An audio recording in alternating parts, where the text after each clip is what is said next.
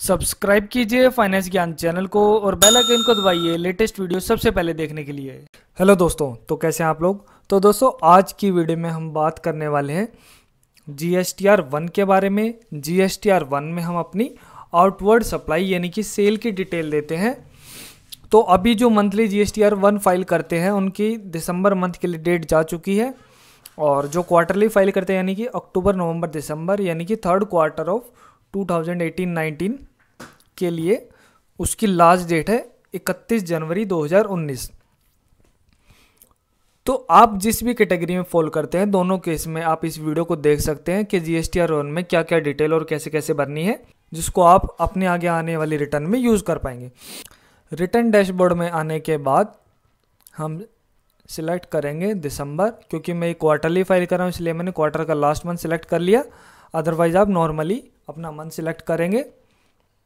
इस वीडियो में जो जो रेलिवेंट चीज़ होंगी अपने इस क्लाइंट के लिए मैं उन्हें फिल कर दूंगा, और बाकी डिटेल में मैं बता दूंगा क्या डिटेल और कैसे भरनी है। तो आपके लिए जो भी रेलिवेंट टेबल होगी इनमें से उनको आप भरकर अपनी रिटर्न फाइल कर देंगे। तो सबसे पहले मैं बता दूं, सारी टेबल भरने के बाद आपको जनरेट GSTR 1 समरी करना होगा। जनरेट GSTR 1 समरी करने के बाद आप यहाँ पर लास्ट में रिफ्रेश करके देखेंगे और यहाँ पर आपको शो करेगा समरी जनरेटेड एज ऑन, जो भी वो टाइम दिखा रहा होगा। तो आपको ये जरूर एक बार कंफर्म कर लेना है कि जो जो आपने डिटेल भरी है वो भरने के बाद आपने समरी जनरेट कर लिया और वो सारी डिटेल इसमें इनकॉर्पोरेट हो गई है। तो सबसे पहले हम बात करते हैं table number 4A 4B 4C की, या 6B और 6C कह सकते हैं, जिसमें B2B के इनवॉइस डाले जाते हैं। तो सबसे पहले अगर मैं B2B की एक आपको एग्जांपल देकर बताऊं तो आपको यहाँ पर सबसे पहले जिस भी आदमी को आपने सेल करी है या इंडिविजुअल को, उसका आप यहाँ पर GST नंबर डाल देंगे। तो GST नंबर डालने के बाद ये खुद ब खुद जो उनका ट्रेड नेम है उसको उठा लेगा, ताकि आपको कंफर्म हो जाए कि जो आपने नंबर डाला है वो ठीक है या नहीं है। और स्टेट के हिसाब से ये अपने आप इंट्रा और इंटर भी सिलेक्ट कर लेगा। जैसे मैंने ये GST नंबर डाला है तो यहाँ पर ऑटोमेटिकली इनका नाम आ गया है और इनका स्टेट आ गया दिल्ली में, ठीक है। और ये इंट्रा स्टेट इसने ऑटोमेटिकली अपने आप सिलेक्ट कर लिया है, क्योंकि जिसका मैंने आईडी खोल रखा वो भी दिल्ली के रजिस्टर्ड है और जिसका यहाँ पर GST नंबर यानी कि जिनको सेल करा है वो भी दिल्ली में, इसलिए अपने आप इंट्रा सिलेक्ट हो गया। तो यहाँ पर आपको इनवॉइस नंबर वही डालना है जो आपने बिल इशू करते वक्त उस बिल पर मेंशन करा है, क्योंकि अगर आप यहाँ पर इनवॉइस नंबर गलत डाल देते हैं तो ये जो 2A में रिफ्लेक्ट करता है। तो जब आपके सामने वाला आपका परचेजर अपने 2A को 3B से मैच करता है तो उसमें इसको दिक्कत आती है रिकंसिलेशन बनने में। यहाँ पर आप इनवॉइस डेट डाल देंगे और यहाँ पर टोटल इनवॉइस वैल्यू, यानी कि टोटल इनवॉइस वैल्यू से क्या मतलब है, जैसे ये अगर मान लो 10,000 रुपये की सेल है, उस पर 18% 9% CGST और 9% SGST लगता है। तो 10,000 का 9% कितना हो जाएगा, 900 रुपये। तो 10,000 पर 900 रुपये CGST रहेगा, 900 रुपये SGST रहेगा, यानी कि टोटल बनेगा GST आपका 1800। तो यहाँ पर आपको फिगर डालने हैं 11,800 रुपये, ठीक है। ये टोटल इनवॉइस वैल्यू होगी। अब इसके बाद ये आपके पास कैटेगरी आ गई किस रेट की सेल है, जैसे कि ऊपर आप सुन चुके हैं ये 18% की है, तो मैं यहाँ पर 18% की कैटेगरी में ये टैक्सेबल वैल्यू डाल दी। ये डालने के बाद मैं इसको सेव कर दूंगा और अपने बाकी के B2B के ऐसे ही बिल डाल सकता हूँ। तो अगर मेरी सेल कम है तो मैं इसको मैनुअली भर सकता हूँ, अदरवाइज मैं सॉफ्टवेयर के थ्रू इसको स्टेशन जनरेट कर लूँगा और उसको ऑफलाइन मोड में जाके GSTR 1 के अपलोड कर लूँगा। तो इन केस जो आपने ये सेल करी है SEZ को है तो आप यहाँ पर डीम्ड एक्सपोर्ट को क्लिक करेंगे। अगर बॉन्डेड वेयर हाउस से सेल करी तो यहाँ पर चेक करूँगा, अदरवाइज मैं डीम्ड एक्सपोर्ट को मैंने सिलेक्ट कर लिया। डीम्ड एक्सपोर्ट को सिलेक्ट करते ही ये ऑटोमेटिकली आपकी इंटर स्टेट ट्रांजेक्शन बन जाएगी। तो इस तरीके से जो भी आपकी रेलिवेंट डिटेल है वो आप यहाँ पर फिल कर लेंगे। जिस भी रेट कैटेगरी के अंदर आप आते हैं वो आप यहाँ पर डाल देंगे और उसके बाद सेव करेंगे, और सेव करने के बाद आप अपनी B2B की सारी डिटेल इस तरीके से भर पाएंगे। अब चलते हैं अपनी अगली टेबल की तरफ। अब यहाँ पर आता है B2C लार्ज। तो यहाँ पर आपको वो इनवॉइस डालने हैं, एक तो जो अनरजिस्टर्ड पर्सन को आपने सप्लाई करी है और उनकी जो वैल्यू है वो 2.5 लाख से ज़्यादा है। अब 2.5 लाख से ज़्यादा क्या है, इनवॉइस वैल्यू। इनवॉइस वैल्यू का मतलब है विद टैक्स यानी कि विद GST। जैसे अगर पिछला एग्जांपल लूँ तो इनवॉइस वैल्यू का मतलब है 11,800 रुपये, यानी कि total bill value.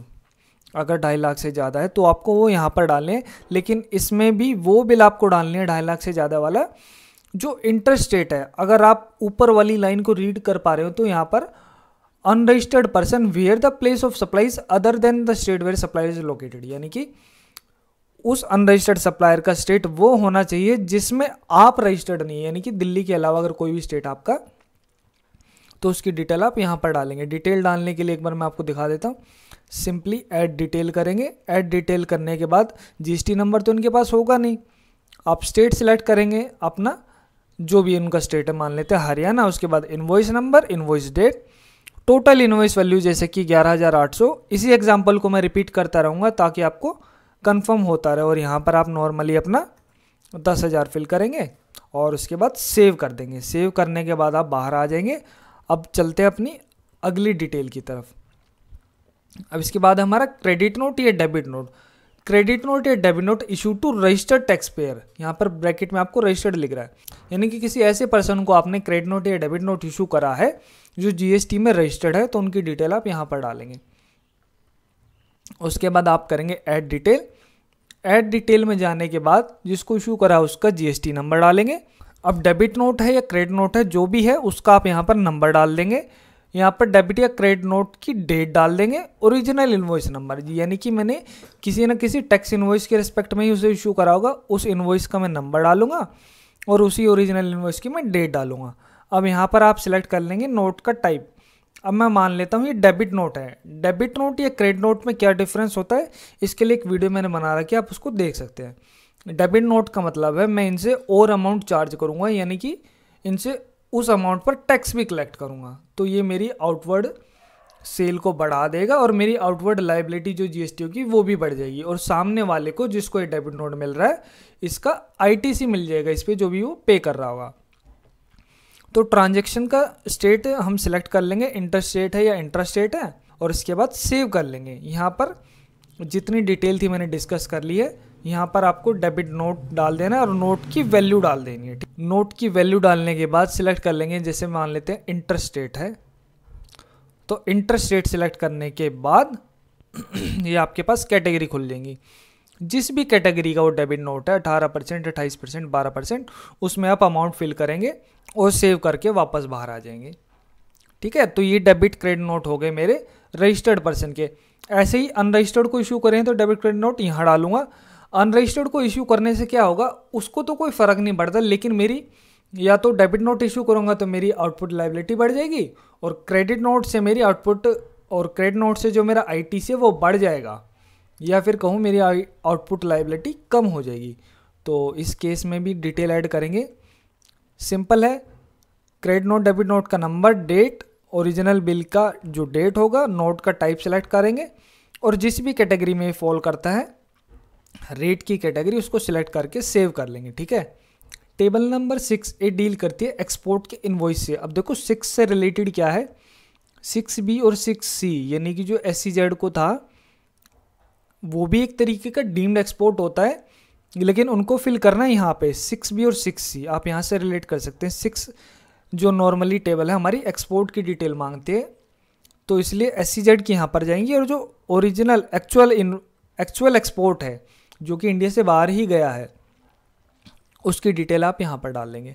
Add detail करेंगे, invoice number, invoice date, port का कोड डालेंगे जिस भी पोर्ट से वो एक्सपोर्ट हुआ है, शिपिंग बिल नंबर डाल देंगे, शिपिंग बिल की डेट डालेंगे, जो टोटल इनवॉइस वैल्यू जैसे कि 11,800, और इंटर स्टेट अपने आप सेलेक्ट कर लेगा ये, और ये इंटर स्टेट ही होगी क्योंकि एक्सपोर्ट हमेशा इंटर स्टेट रहता है। With payment of tax, without payment of tax. आप विद पेमेंट ऑफ टैक्स करेंगे जब आपके पास LUT, लेटर ऑफ अंडरटेकिंग या बॉन्ड नहीं है। अगर आपके पास है तो आप विदाउट टैक्स भी कर सकते हैं। विदाउट टैक्स करते ही ये कॉलम आपके 0 हो जाएंगे, और आप करते हैं अगर विद पेमेंट ऑफ टैक्स तो इन कॉलम में आपको डिटेल फिल करने का ऑटोमेटिक ऑप्शन मिल जाएगा। जैसे कि आप डिटेल भरेंगे वैसे ही ये अपने आप टैक्स कैलकुलेट कर लेगा। जैसे मान लीजिए मैंने 1 लाख करा है, अब देखिए अगर मैं इसको विदाउट पेमेंट ऑफ टैक्स कर देता हूँ, यानी कि मैं कहता हूँ मेरे पास LUT है, तो ये जो मेरा अमाउंट है ये टैक्स कैलकुलेट नहीं करेगा। ये देखिए अब यहाँ पर टैक्स नहीं आ रहा है। ठीक है, इसको मैं सेव करूँगा और फिर से बाहर आ जाऊँगा। उसके बाद फिर से बैक, अपनी अगली टेबल को हम देख लेते हैं। इसके बाद अमेंडेड B2B इनवॉइस, यानी कि अगर ऊपर जो दिए गए बिल हैं या किसी लास्ट रिटर्न में मैंने कोई अमेंडमेंट करी है किसी बिल के रेस्पेक्ट में, तो उसको मैं यहाँ पर डाल दूंगा। इनवॉइस नंबर सिलेक्ट कर लूँगा, यानी कि फाइनेंशियल ईयर 17-18 से रिलेटेड है तो उसको सिलेक्ट करूँगा, 18-19 से रिलेटेड है तो उसको सिलेक्ट करूँगा। क्योंकि जीएसटी में एक साल में एक ही बिल की सीरीज़ या इनवॉइस नंबर की सीरीज़ मेंटेन करनी है, तो इसलिए इसने ये डिफ्रेंशिएट करा है। उस बिल को अमेंड करूँगा और उसकी डिटेल डाल दूँगा। इसमें कुछ खास नहीं है, अमेंडमेंट की डिटेल पूछी गई है, आप इसको एक बार खुद से देख सकते हैं। ऐसे ही अमेंडमेंट करनी है B2C लार्ज की, यानी कि जो 2.5 लाख से ऊपर के बिल जो आपने ऊपर भरे थे उनके रिलेटेड कोई अमेंडमेंट है तो आप यहाँ पर फिल कर देंगे। ठीक है, ऐसे ही इनवॉइस नंबर सेलेक्ट करके उसको आप यहाँ पर फिल करेंगे। अब थोड़ा सा आगे चलते हैं, थोड़ा फास्ट। यहाँ पर अमेंडमेंट डालेंगे एक्सपोर्ट के रेलिवेंट, कोई एक्सपोर्ट के रिलेटेड कोई अमेंडमेंट है तो आप यहाँ पर डालेंगे। और इसमें कुछ खास नहीं है, अमेंडमेंट में आपको अमेंडेड अमाउंट डालना है, वो कम हुआ है ज़्यादा हुआ है ये बताना पड़ेगा आपको बस।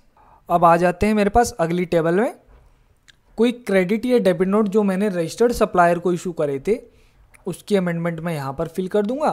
और ऐसे ही अनरजिस्टर्ड को डेबिट क्रेडिट नोट दिया उनमें कोई चेंज करना है तो उसको मैं यहाँ पर फिल कर दूंगा।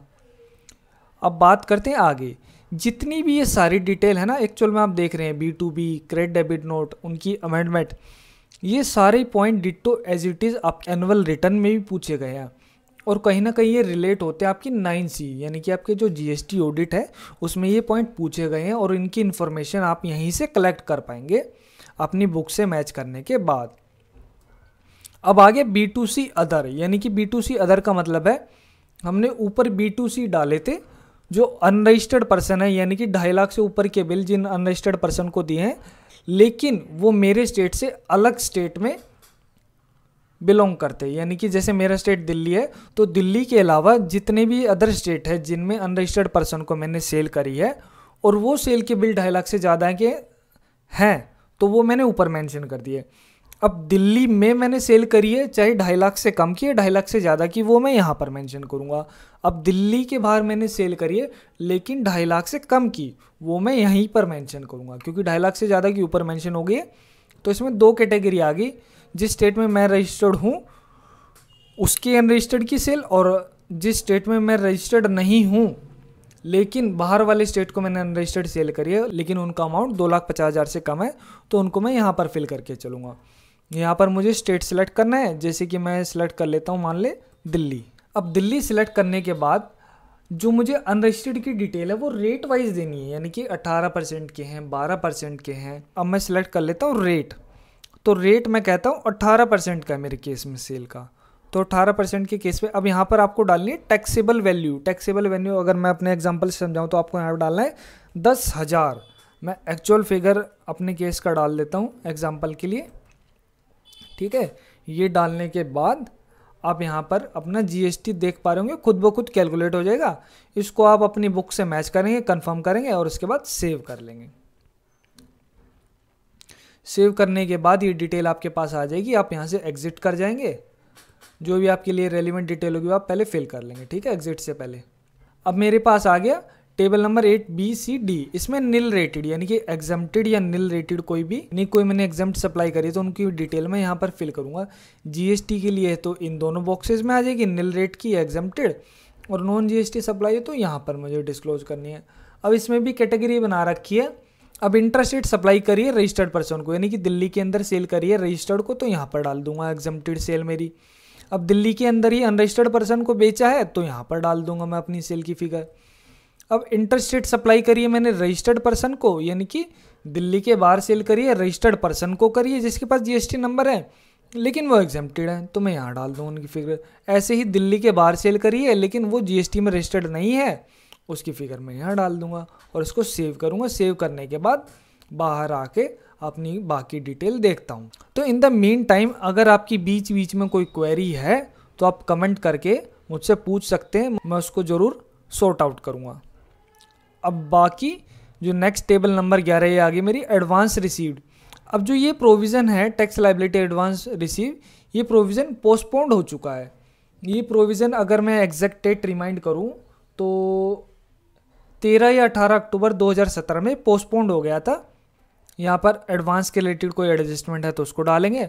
अब यहाँ पर HSN वाइज आपको डिटेल डालनी है, तो HSN वाइज आपको डिटेल डालनी है, तो वो डिटेल आप यहाँ पर फिल करके चलेंगे और ये डिटेल आपकी ओवरऑल जो आपने सेल डाली B2B B2C उनसे मैच होनी चाहिए। HSN नंबर डाल देंगे, उसका आइटम का नाम भी डाल सकते हैं और क्वांटिटी क्या है आपकी, टोटल क्वांटिटी, टोटल वैल्यू यानी कि विद GST, टैक्सेबल वैल्यू यानी कि एक्सक्लूडिंग GST, वो आप यहाँ पर डाल के चलेंगे। ठीक है, इसके बाद हम अपनी नेक्स्ट टेबल में आ जाएंगे डॉक्यूमेंट इशूड, यानी कि आपने बिल इनवॉइस करे हैं, बिल्टी इशू करी हैं या जो भी टैक्स इनवॉइस इशू करें उनकी आप डिटेल यहाँ पर मेंशन करेंगे। जैसे मैं अपनी डिटेल मेंशन कर देता हूँ, तो जो मेरे केस में है वो डिटेल मैं फिल कर देता हूँ। तो बिल नंबर 151 से लेकर बिल नंबर 160 तक इशू हुए हैं। ठीक है, अब टोटल बिल हो गए 20 और इसमें से कैंसिल करें मैंने 0, यानी कि नेट इशू 20 अपने आप ऑटोमेटिकली आ गया। अब इसको मैं नीचे जाके सेव कर दूंगा। Invoices for inward supply from unregistered person, यानी कि अनरजिस्टर्ड पर्सन से आपने कोई परचेज करी है तो उसका बिल नंबर क्या है, आप कितने बिल हैं वो यहाँ पर मेंशन करके चलेंगे। कोई रिवाइज इनवॉइस है, डेबिट नोट आपने इशू करे थे, उन डेबिट नोट के नंबर मेंशन करेंगे, यानी कि 1 डेबिट नोट इशू हुआ है, 2 डेबिट नोट इशू हैं, यानी कि जैसे मैं कहता हूँ सीरियल नंबर 50 से लेकर 63 तक के डेबिट नोट इशू है, यानी कि 14 डेबिट नोट टोटली में इशू है। ऐसे ही क्रेडिट नोट, कोई रिसिप्ट वाउचर है मैंने जो इशू करा है, पेमेंट वाउचर को इशू करे हैं, कोई रिफंड का वाउचर है, डिलीवरी चलान, यानी कि मैंने जॉब वर्क पर कोई सामान भेजा है तो उसको चलान के थ्रू भेजा होगा, वो चलान नंबर क्या है, किस सीरियल से किस सीरियल तक इशू करें, टोटल कितने हैं, कोई सप्लाई करी है अप्रूवल बेसिस पर उनके चलान की क्या नंबर है, delivery challan in case of liquid gas के केस में, ऐसे ही कोई और डिलीवरी चलान है, यानी कि ऊपर किसी भी केस में आप कवर नहीं है। तो अगर आपने डिलीवरी चलान बनाया है अपनी गुड्स की सप्लाई के लिए तो आप यहाँ पर डाल के इसको सेव करेंगे और वापस से बाहर आ जाएंगे। वापस से बाहर आने के बाद अब आप अमेंडमेंट डाल सकते हैं एडवांस रिसीव के रिलेटेड, अमेंडमेंट डाल सकते हैं adjustment of advance. Adjustment of advance क्या है, यानी कि जैसे मैं कहूँ मैंने 1 लाख रुपए एडवांस रिसीव किए थे किसी पर्सन से और उस 1 लाख में से 80,000 के लिए बिल इशू कर दिया, तो एडजस्ट कर दूंगा मैं 80,000 को, बाकी के 20,000 मेरे एज इट इज़ एडवांस रह जाएंगे।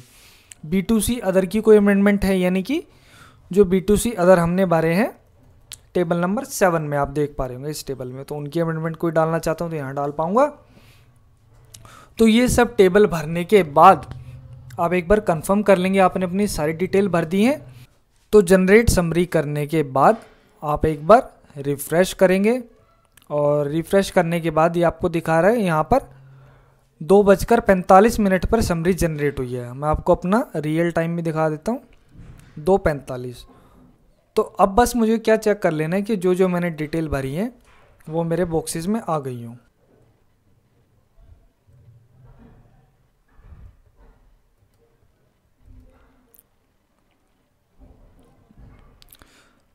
तो रिफ़्रेश करने के बाद ही मेरा स्टेटस यहाँ पर सबमिटेड दिखा रहा है। इसके बाद जो लास्ट और फाइनल स्टेप है मेरे पास वो करूँगा मैं फाइल रिटर्न, जिसके लिए मेरे पास 2 ऑप्शन है, फाइल कर सकता हूँ या तो मैं EVC से या फिर DSC। तो अब मेरे पास ये E-वेरीफाई करने के लिए ऑप्शन आ गया है, तो यहाँ पर चेक सेलेक्ट करेंगे और उसके बाद ऑथराइज सिग्नेटरी का नाम और फाइल करेंगे विद DSC।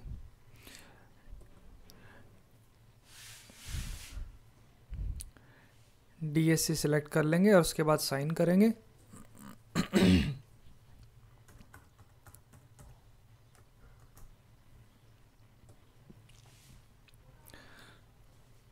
तो ये DSC साइन लगने के बाद ये मेरा ARN नंबर जनरेट हो गया है, एक्नॉलेजमेंट रेफरेंस नंबर। तो मेरी रिटर्न अब फाइल हो चुकी है। तो ये था GSTR1 पर एक वीडियो, GSTR1 में क्या डिटेल भरनी है, कैसे भरनी है। तो अगर आप लोगों को ये वीडियो अच्छा लगा तो इस वीडियो को लाइक करेंगे और उन लोगों के साथ शेयर करेंगे जिनके लिए वीडियो रेलिवेंट है, यानी जिन्हें ये वीडियो देखकर कुछ ना कुछ हेल्प मिल सके या कुछ ना कुछ वो सीख पाएँ। और अगर आप इस चैनल पर फर्स्ट टाइम आए तो इस चैनल को सब्सक्राइब कर लेंगे, और अगर आप सेकंड टाइम आए हैं और अभी तक सब्सक्राइब नहीं करा है तो अभी इसको सब्सक्राइब कर लेंगे ताकि आप लोगों को ऐसी वीडियो मिलती रहे। तो मिलेंगे अपनी अगली वीडियो में, तब तक के लिए बाय बाय।